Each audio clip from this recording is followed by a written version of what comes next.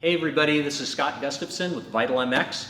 We're here at Kawasaki Motor Corporation and we've got our 2019 KX450 with us today, and we're going to show you a couple things about the bike that are unique to this model bike that hopefully will help you learn to live with it a little bit better. Now, unique to the Kawasaki is the fact that they have adjustable foot peg mounts and adjustable handlebar mounts. You have 4 different positions to choose from with your handlebars, and you have 2 different positions to choose from with your foot pegs. The tools I'm going to use today, I'm going to use a 14mm T-handle, a 10mm T-handle, I'll use a flat blade screwdriver, some pliers. When I'm all finished, I'm going to use a torque wrench to torque everything to proper spec.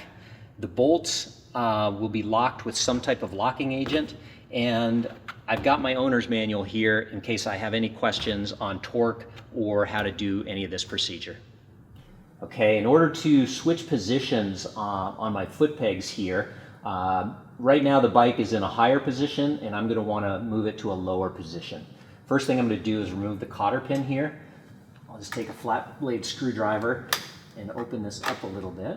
If they start rotating, I usually use a spring puller, and I'll put it in the end of the cotter pin so it doesn't move around on me. So now I can open. Okay. Now the foot peg comes out like this. Next I'm going to remove these 2 bolts here, a 14 and a 10mm.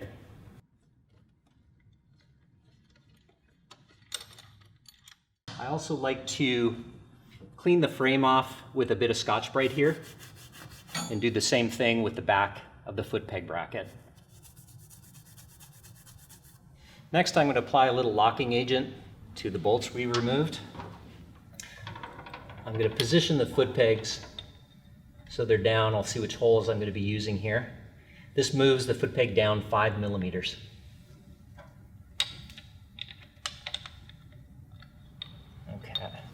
Now we can tighten everything back up from here. Secure the bracket to the frame itself. Okay, next I'm going to torque the bolts to the frame. The top bolt, 26 foot-pounds. The bottom bolt will be 13 foot-pounds. Okay, next I'm going to put the foot peg back onto the bracket itself. So I'll just make sure my spring is in place. I'm also going to inspect my pin, my foot peg pin here. Now, these over time tend to get bent and deformed, and if they are, replace it. It's a safety hazard. This one hasn't been used very much, so I'm just going to clean it with some Scotch-Brite and put the pin back in. Okay. Make sure you put your washer on. And also too, always replace your cotter pin. They're cheap. Don't use an old one. Again, it's a safety hazard. So replace it with a brand new one. Next, we're going to move on to our adjustable handlebar positions. Kawasaki offers 4 positions here. There's 35mm difference in adjustment here. There are 2 positions in your triple clamps, and the actual handlebar mounts themselves are eccentric, so they will go plus or minus 3mm either way. The tools I'm going to use here are a 10mm T-handle, an 8mm T-handle, a 17mm wrench, a flat blade screwdriver, and I'll keep my Kawasaki owner's manual handy in case I have questions or need any torque specs. Okay, first I'm going to remove my number plate just for easier access. There's an 8mm bolt on top here. The number plate also gets unhooked here, and I'll remove that. Next, I'm going to remove the handlebar pad.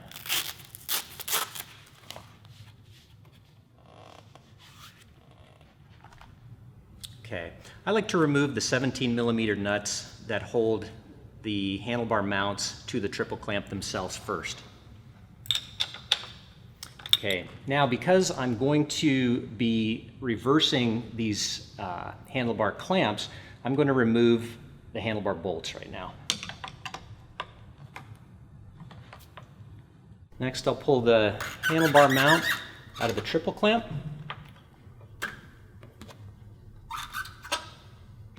And finally, the rubber dampers that are in the triple clamp. Sometimes these are a little stubborn, and that's where the flat blade screwdriver comes in handy. You also have two on the bottom, not to forget about. One thing to notice about these dampers is they're not completely round. You can see they have a flat edge on them, so be sure to orient them correctly. So what I'm after here is I'm going to move the handlebars from this forward mount in the triple clamp to the rearward mount here. So again, I'm making sure that I mount my rubber dampers in the proper place. Also on the bottom, same thing with the bottom. Look for that flat side. Okay. From here, I'll put my handlebar mounts back in, and you can see I have a rearward position and a forward position. I'm going to use this forward position. It's also the most popular position of all of these. So if you think of it as this is the most rearward, this is second most, and then in the forward mount you have 3 and 4 positions.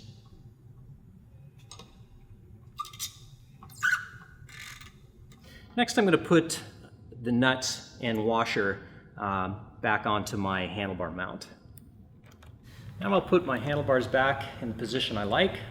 Okay, I'm going to put my top mounts on the handlebar itself.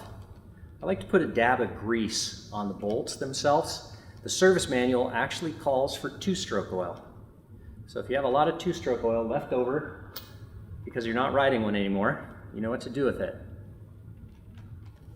Another unique thing about these top mounts is the fact that they're completely level, meaning when you tighten them back down, you're going to make an equal gap on each side of the handlebar mount. Many handlebar mounts are low or high on one side, and they call for having a front and a back, and they call for you actually closing this distance in the front. These particular mounts, you're going to be even on both sides. Now I'm just going to lightly tighten up the bolts with my 10mm T, and I do this so that I can get everything lined up perfectly. If you just go about tightening up the bottom nuts or the top handlebar bolts, you'll find that your handlebars can be out of alignment. So I do this so that I can manipulate it as I'm tightening things. So first of all, I'm going to set my handlebars into the position I like. Okay. Next, you can see if you were to just tighten down on one component or another, you can end up with a handlebar that's out of alignment like this. So what you want to do is you want to do the whole system slowly, one at a time. Now that I've got my handlebars in a position where I want them, I can go ahead with the final tightening. Now in this particular case, I'm not going to use a torque wrench. I'm just knowing that these need not to be over tightened. So many people tighten these rubber dampers down so much they don't dampen anymore. I'll do the final tightening on my handlebar bolts. And before I put my handlebar pad and number plate back on, I'm just going to verify that everything is lined up and where I want it to be. Okay, so there's another tech tip on the 2019 KX450. If you have any questions about what you just saw, or maybe you have a tech tip you can share with us, we'd love to hear from you. So once again, thank you from Vital MX, and we'll see you next time.